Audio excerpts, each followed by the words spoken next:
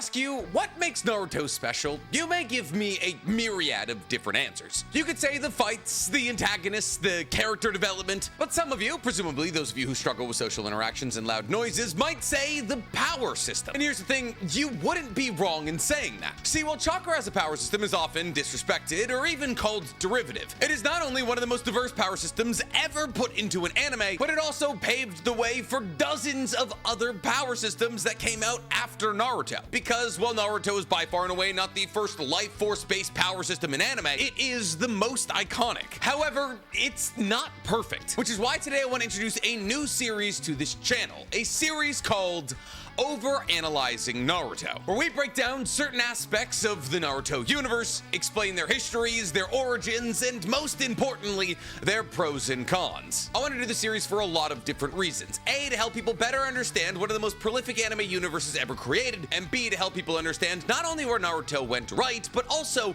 where it went wrong. So with no further ado, let's get directly into the first installation of our brand new series, Overanalysing Naruto Chakra Edition. But before we get to overanalyzing anything, guys, please, for me, like this video, subscribe to the page, and hit that noti bell. And if you're looking for one additional NCHammer 23 video, we can go ahead and find my Naruto reaction series in the fourth wall link in the description below. We are now done with the Forest of Death. I know we've been saying that for a long time, but it's actually over. So what is Chakra? Where did it come from? How is it used? What are the different kinds of Chakra? And more importantly, what are the pros and cons of this relatively complicated power system? Well, let's start this video off in the way that we tend to start these kinds of videos off, by answering the easy questions. As to what Chakra is, we actually don't technically have an answer. It is a life force substance that is apparently native to some planets. Now I say some planets because presumably not every single planet in the Naruto universe has Chakra. In fact, Chakra appears to only exist on planets with life. Like either Chakra is what allows a planet to be habitable, or it's not until a planet becomes habitable that it actually begins to form its own Chakra. It's a real chicken and the egg situation that we don't have an answer to. Now, because Chakra only exists on certain planets, the Otsutsuki, who are in constant pursuit of trying to consume as much Chakra as possible, have to go from planet to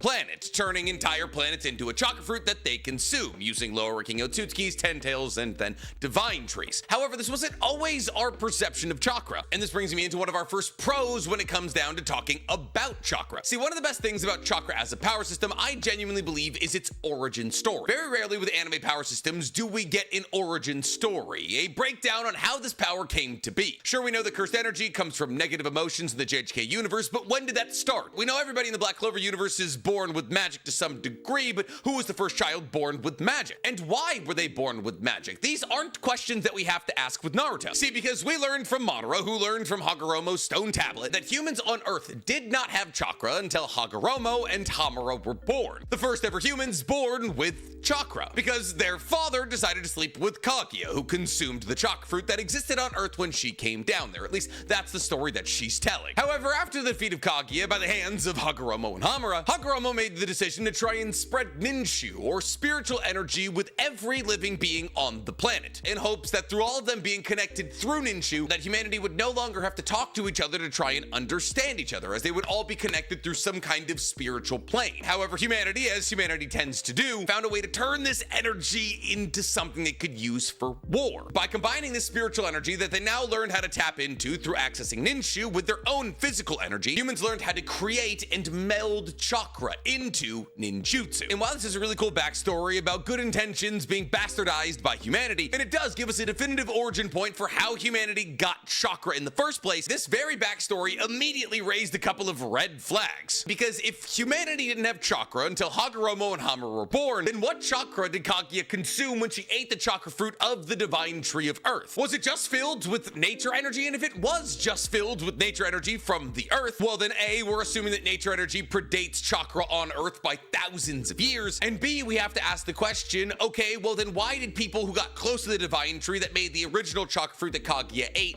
die? Like, yes, we know that Divine Trees consume Chakra, and we know that Divine Trees consume Chakra from people on planets and the planet itself. However, if people prior to Hagoromo and Hamura didn't have Chakra, what energy was this Divine Tree sapping out of people when they got close to it? Was it just physical energy? Now, technically, the jury is still out on a lot of these questions, and a lot of these questions will most likely be answered with what's ever going on with Shibai, as there's a possibility that either Earth, yes, had nature energy before humans had chakra, or Shibai's body somehow, some way, was able to create a chakra fruit that Kaguya ate, and therefore Kaguya wasn't actually consuming the energy of the world, but rather the energy of Shibai. We can't say right now, but this brings up one of the most prominent issues with a complicated power system. See, the more complicated you make something to answer other lingering questions, the more questions you create. It's kind of like trying to fight a war against a terrorist organization. Sure, you can kill some terrorists, but in the process of killing some terrorists, you might kill some civilians, and then those civilians' families become terrorists, and you're fighting a never-ending war. The more you take time to flesh out a specific topic, the more questions can be asked about that specific topic. And while the anime tried to answer some of these questions by doing things like introducing the toads of Mount Mubuko to Hagoromo, making Hagoromo a toad sage before he was the Sage of Six Paths, this kind of shows us that beings on Earth had the ability to pull chakra into themselves in the form of nature energy, which has to be mixed with your own chakra to create Senjutsu chakra, mind you, before Hagoromo even went around spreading ninshu. So like I said, the more questions you try to answer, the more questions you create. And it doesn't end there with Hagoromo. See, chakra is now, amongst humanity, an essential part of life force, pumped around the body with a chakra circulatory system very similar to how blood is pumped around the body. However, as humanity hasn't always had chakra, how did they have this chakra circulatory system? Did they evolve into it? And more importantly than that, nowadays, if ninjas run out of chakra, they risk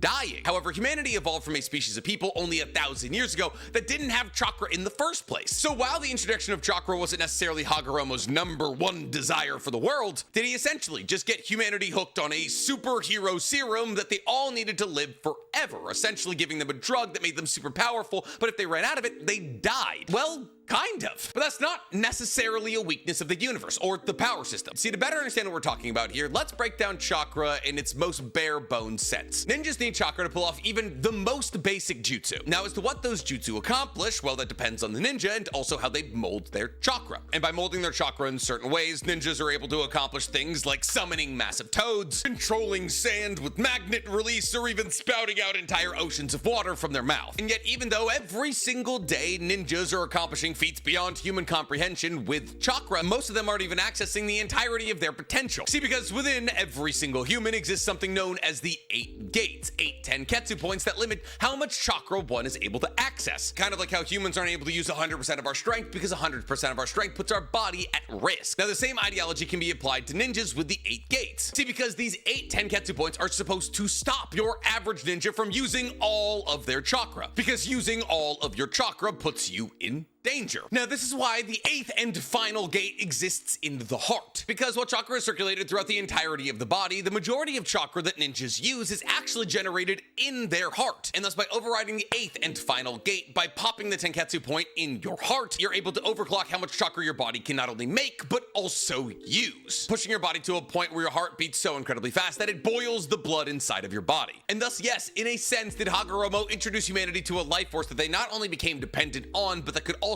actively kill them? Yeah, kind of. Once again, humans molding their ninshu into chakra was not what Hagoromo wanted, but it is the result that occurred. However, fortunately for Hagoromo and the ninjas all across the world, there are ways to increase how much chakra you have, and therefore lower the possibility of you running out of chakra and dying. See, like we've already covered, chakra is a combination of physical and spiritual energy. And while there are technically limits to how much spiritual energy or physical energy one can achieve, a body can only get so strong, a mind can only get so sharp. There are things you can do to increase your physical or spiritual energies, and therefore the amount of chakra that you have. See, physical energy, just like in the real world, can be increased through training or drugs. If you hit a bench press every day, you're gonna get stronger. If you hit a bench press every single day on steroids, you're gonna get even stronger than that. There are things you can do to your body to make yourself as strong as possible. However, increasing your spiritual energy is a bit more complex, but also maybe a bit easier, because spiritual energy just kind of increases the more that you live. See, because spiritual energy can be increased through things like studying or meditation, but it can also be increased through things like experience. The more life you live, the more battles you find yourself in, the higher your spiritual energy. The more you use a fireball jutsu, the more you learn about fireball jutsu. And the more you learn about the fireball jutsu, the more spiritual energy you get, and the stronger your chakra gets, and therefore the stronger your fireball jutsu gets. And this is a cool idea and unique for a power system. Very rarely in a power system do we see two aspects in a yin-yang ratio coming together to make an individual type of power that all of humanity has access access to. If you're strong and inexperienced, you don't have that much chakra. If you're experienced but weak, you don't have that much chakra. You, like in Buddhism, need to walk the middle path, being as leveraged in your meditation and studying as you are in your training and exercise. But no matter how much you walk the middle path, sometimes you just won't be able to achieve what other people can. Now, this is something that is seen in a lot of power systems, but it's still an aspect of Naruto's power system that I very much appreciate. Certain people just have a higher level of potential for the amount of chakra they'll be able to control in their lifetime than others. Now, as to whether or not they're able to achieve that potential maximum, we'll have to see. But somebody like Naruto has a much higher potential maximum for chakra than somebody like Kiba. However, the thing about the Naruto universe that differentiates it from universes like Black Clover, where the royals have a higher capacity for magic because of the bloodlines that they come from, is that in Naruto, well, yes, Naruto being an Uzumaki absolutely comes into play. Other aspects also come into play, like the fact that Naruto is a Jinchuriki of the Nine Tails and a perfect sage. See, there are multiple things over the course of Naruto's life that have increased the amount of chakra he'll be able to control. And yes, he was born an Uzumaki. However, unfortunately, while this is one of the cooler aspects of Naruto's power system, it is also an aspect that is almost entirely forgotten by the end of the story. See, because while in the beginning of Naruto, somebody's chakra pool came into the conversation almost constantly whenever they entered into a fight, by the end of Naruto, basically everybody had infinite chakra. One of the coolest aspects of Naruto in its early days was the fact that people had to think about how often they were going to use a jutsu if that jutsu was chakra depleted. Sasuke could only use the Chidori twice. Kakashi could only use it 4 times. Kakashi could only activate his Sharingan for a certain amount of minutes, and then he'd be down for an entire week. And so on and so forth. People had to make conscious, intelligent decisions about what they were going to do in battle in order to make sure that they could win and also walk away alive. However, by the end of Naruto, around the 4th Great Shinobi World War, it didn't matter if you were born in Uchiha, an Uzumaki, or an Inuzuka, you had enough chakra to do whatever you wanted to do in the moment you wanted to do it. This is 1, because everyone got stronger, 2, because Naruto became a universe-wide chakra bank, and 3, because it was inconvenient to have everyone be exhausted all the time for the high-scale level of fighting that needed to be accomplished at the end of Naruto. But still, this is one of those moments where when you complicate a power system, introduce a bunch of different facets to it, you have to stay truthful to those facets. And if ironically, if you look at Naruto close enough, you can see that Kishimoto, basically throughout the entire run of Naruto, is trying to squirm out of this idea that people have a certain amount of chakra and they can only use a jutsu 1 or 2 times. See, because not only was Naruto the prodigal son of the lost clan of the Uzumakis, who had the potential to have more chakra in the land of waves than Kakashi, who was a Jonin when Naruto was a Genin, but also as different power-ups like Sage Mode and enemies like Edo Tensei reincarnations were introduced, Kishimoto found a litany of different ways to get around this idea of chakra pools. Edo Tensei reincarnations had infinitely refilling chakra, so they could do whatever they wanted. Sages had the ability to pull in nature energy constantly, whether they were using shadow clones to pull it in or melding frogs to their shoulders. As long as their eyes looked different, they could do basically whatever they needed to. And while within the universe, all of these things make sense because they're explained, it's moments like these where overcomplication can be a detriment. Because the rule you wrote in for yourself in chapter 80 unfortunately still has to apply in chapter 650, which is why we've seen a lot of modern day anime shy away from this idea of an overcomplicated power system. If your explanation for a power system is some people have powers and those powers work the way that they work, well, then nobody can really fact check you, which is what we've seen from massively popular universes like Danzadon. However, complicating your power system does lead to some incredible things. Like, one of my favorite parts of Chakra in the Naruto universe is the fact that sensor-type ninjas exist. And not only that sensor-type ninjas exist and are able to track people from kilometers away through a myriad of different means, mind you, whether that be tracking you down with one of their bugs, catching your scent, or even seeing you from kilometers away using their Byakugan, I adore that chakra signatures in the Naruto universe are unique. And more than that, passed down genetically. See, in the Naruto world, certain clans can be identified based off their chakra signatures. You can tell somebody is an Uchiha or an Uzumaki or a Hyuga based off their chakra signature. And this is why sensory type ninjas are so incredibly important in the Naruto world, because the transformation technique exists. See, in a world where anybody can look and sound like somebody else, the ability to track somebody's chakra signature is of paramount importance. On top of this, everybody in the Naruto universe, but more specifically the impressive people, have a specific color that their chakra exists as. Sasuke's is a deep and dark purple. Naruto's is a bright and vibrant orange. And the color of one's chakra is often reflected amongst the Uchiha in the color of their Susanoo, with darker Susanos like Sasuke and Madara belonging to those with more evil intentions, and lighter Susanos like Itachi and Shisui's belonging to those with more altruistic intentions. And that's what I find so incredibly cool. Chakra signatures go beyond genetic heritage. Your chakra is a walking image of who you are as a person, your life experience, your intentions, your view of the world, world is all reflected in your chakra. And thus sensory type ninjas are able to figure out exactly the kind of person you are just by seeing the chakra that envelops you. And this gives us a hint to how incredibly important chakra is in the Naruto universe. I mean, after all, chakra can accomplish anything, and your chakra being messed with by other people can also accomplish pretty much anything. And that brings us to our conversation point revolving around chakra control. See, while having an insane amount of chakra in the Naruto universe is obviously a massive advantage, there's a lot of people in the Naruto universe who don't have an insane pool of chakra that are able to fight for as long as necessary. And the reason they're able to do that is because of chakra control. See, while yes, Sakura has the strength of 100 seal that she's able to tap into that gives her an insane amount of chakra, really whatever she wants, she doesn't always have to activate that because Sakura has what's known as, in the Naruto universe, perfect chakra control, which means that whenever she uses a jutsu, regardless of what kind it is, she only uses the exact amount of chakra necessary, not wasting any. Now, this is eerily similar to how curse techniques are talked about when used by people like Gojo or Sukuna in the JJK universe, where people like Gojo aren't stated to have the most cursed energy out of anybody in the universe, but they are so efficient with their curse techniques that they basically use zero cursed energy anytime they want to use a curse technique. However, unfortunately in the Naruto universe, it's not like you're able to make your ninjutsu so effective that they barely use any chakra, because a fireball is always going to cost something like 35 chakra. Getting better at the fireball isn't going to make the fireball cost less than 35 chakra, but getting better at the fireball technique means that you will only ever pay exactly 35 chakra. And making sure that you only ever pay exactly 35 chakra not only boils down to experience, but also spiritual energy. And as spiritual energy is usually amplified through things like meditation and experience, when people get flustered in the Naruto universe, they tend to use too much chakra to pull off the jutsus they're trying to pull off. And thus there is actually a chakra advantage to staying calm and focused in combat. But here's the thing, precise chakra control is actually one of the rarest things in the Naruto universe. Naruto himself is actually known as not having incredible chakra control, always using too much chakra for his jutsus. However, because of the insane amount of chakra he has in the first place, that's not really an issue. But the difference in certain ninjas' chakra control is another one of the facets that makes chakra as a power system one of the best in the anime world. See, because while there seems to be a multitude of ways that ninjas could differentiate themselves from each other, like using fire ninjutsu or lightning ninjutsu or only specializing in taijutsu, one of the least talked about facets of chakra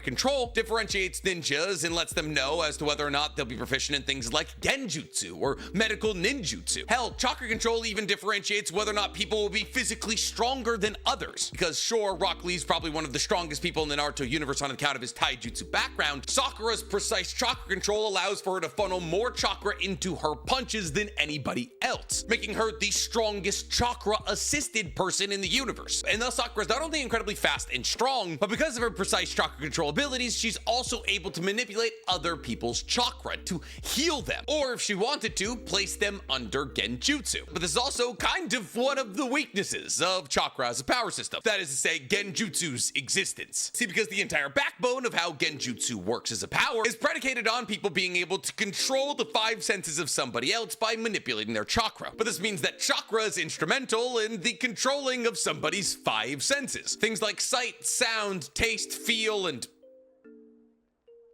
one of the other ones are all controlled in some way through chakra. But once again, that brings us back to the conversation of how did chakra get involved in these facets? Humans had all five senses before chakra was introduced into their circulatory systems. So how exactly did chakra bury itself into the part of the brain that controls all five of those senses? We can't say. It's never necessarily explained. But chakra control is undoubtedly a massive part of Naruto, best displayed in the early parts of Naruto through how many hand seals it would take for somebody to actually be able to pull off a ninjutsu in the first place. See, because chakra control doesn't just refer to the ability to manipulate somebody else's chakra or to heal somebody, but the ability to control your chakra and turn it into something. And that was always one of the coolest parts of the early days of Naruto. Seeing all the requisite hand signs that one would need to be able to do to pull off progressively more and more complicated ninjutsu, with Kakashi needing 44 hand signs to be able to pull off Water Bullet Dragon. However, much in the same way that chakra pools were identified to be limiting to the amount of cool stuff that could be happening on screen at once, hand seals also kind of got the axe. See, a ninja is able to pull off ninjutsu, or any kind of jutsu really, by pushing chakra out of their tenketsu points. Now, these tenketsu points are usually places like their hands, or their mouth, or maybe even their eyes, but these hand seals, or hand signs, depending on how you refer to them, were essentially like mantras, or hand movements that allowed for a ninja to control their chakra in such a way that it could mold it into a specific jutsu to be pushed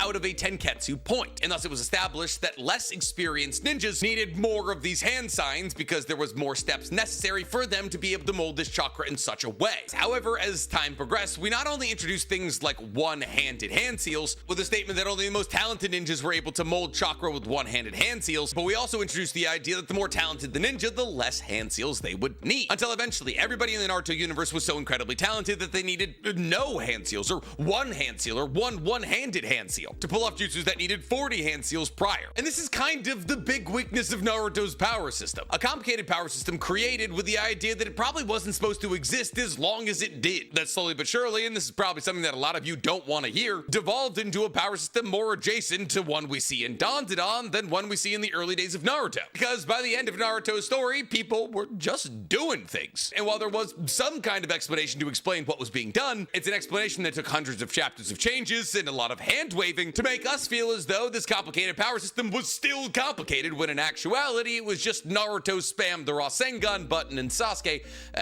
get bigger and bigger Susanoo. But that's the thing, the expansion of these jutsus getting larger and larger over time still falls under the purview of chakra control. It's all technically shape transformation. A shape transformation deals with controlling the potency, size, and shape of your jutsu. If you want something to move, be at a certain level of power, or be in a certain form, that is shape transformation, which is chakra control. And while it felt as though at the end of the story that Naruto and Sasuke were just slapping any kind of elemental release they wanted on their iconic jutsus, be that a Rasengan or a Chidori, that is also chakra control. That's nature transformations. And therefore Naruto, by the end of the story, not only being able to apply shape transformation to his Rasengan to turn into a Rasen Shuriken, but also being able to apply nature transformations like Kekkei Genkai to his Rasen Shuriken was kind of the highest level of chakra control we've ever seen outside of somebody like Sakura. Now, as to how Naruto achieved that absolutely insane level of chakra control, well, we can't really say. Yes, obviously he trains cutting a waterfall in half to learn his Rasen Shuriken, but as to how he was able to take the monumental step up from Rasen Shuriken to, oh, I can now apply Kekkei Genkai to a Rasen Shuriken, well, that's just kind of the beauty of needing a bigger and cooler Rasen Shuriken. Yes, a Rasen Shuriken inherently has wind release applied to it, so there was a framework for Naruto to achieve this kind of feat, but when you gotta cut the divine tree in Madara in half and keep this whole manga under 700 chapters, we don't have time to sit down to explain to you exactly how good Naruto is at chakra control right now. But as you can see, when it really boils down to it, chakra control is an all-encompassing term that not only covers any kind of elemental release you would want to infuse with your chakra, but also any shape you would want to apply to your chakra. It allows for you to access medical ninjutsu and genjutsu and to walk on water. How you control your chakra controls your fate as a ninja. And the only facet of Naruto's power system that doesn't boil down to chakra control is chakra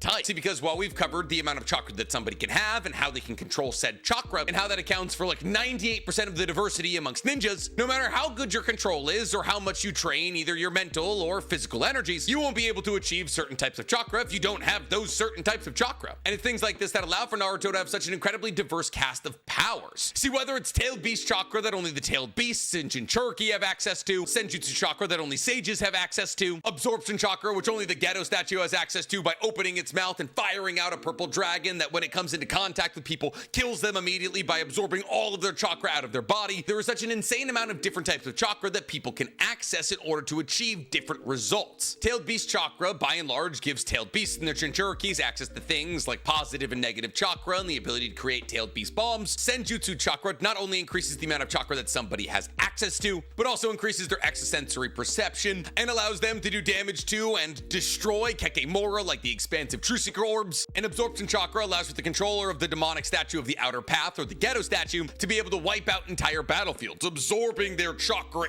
into their statue. However, not every single type of chakra that's ever been introduced has been a good idea. See, tailed beast chakra makes sense. It's chakra from a tailed beast. Senjutsu chakra makes sense. There's sage animals that have existed on Earth long before humanity had chakra, and they know how to tap into the nature energy that apparently existed before Hagoromo and Hamura shared chakra with the entire world. Absorption chakra makes sense because the Geto statue is the husk of the Ten Tails, and the Ten Tails' only purpose in life is to absorb chakra from an entire planet. But then there's things like Six Paths chakra, narrative plot devices that get little to no explanation and only serve as a way to kill off the final baddies. See, we don't really know what Six Paths Chakra is. Like, yes, obviously it's Chakra from Hagoromo, the Sage of Six Paths, but like Hagoromo as a character is kind of a big mystery. Why is he different from every other 10-tailed Shinjuku we've ever seen? I mean, Madara almost achieved his level of sagedom, but like what specifically is his chakra supposed to accomplish? We know that Six Paths Chakra allowed for Madara and Naruto to be able to float in the Fourth Great Shinobi World War, giving them access to flight. We know that Six Paths Sage Chakra was applied to Naruto's True Seeker Orbs, which allowed for his True Seeker Orbs to be able to attack and injure Madara's Limbo clones. We know that Sage of Six Paths Power was said to be the source of energy that allowed for Sasuke to use Heavenly Hand power and Naruto his expansive True Seeker Orbs. Six Paths Power, not Sage of Six Paths Power, was temporarily given to Kakashi while his body was inhabited by the spirit of Obito, giving him access to DMS. But Six Paths Power was also applied to Sasuke's Chidori, allowing him to darken it, which allowed for it to damage Madara in his Jubidara form. And Six Paths Yin and Yang powers were able to be used together to seal away Kaguya both times. Now, as to why any of these iterations work in the ways that they work, we can't really say. I mean, Hagoromo is a Sage of Six Paths, is a being of nigh infinite power, who had the creation of all things jutsu, which allowed for him to do basically whatever he wanted so long as he had enough chakra, and therefore you can maybe make the argument that anything can be accomplished with Six Paths power so long as there's enough power in the mix. But for the moment, we really can't say. And with that, that's pretty much everything that you need to know about chakra. Its origins, how it's built up, how it's used, and the different kinds that it comes in. While it's not the perfect power system, and it does have its glaring flaws, its impact on the entire anime world and the success of Naruto cannot be ignored. But I'm curious to hear from you guys. Do you believe that chakra is a good power system, a great power system, a bad power system, or a perfect power system?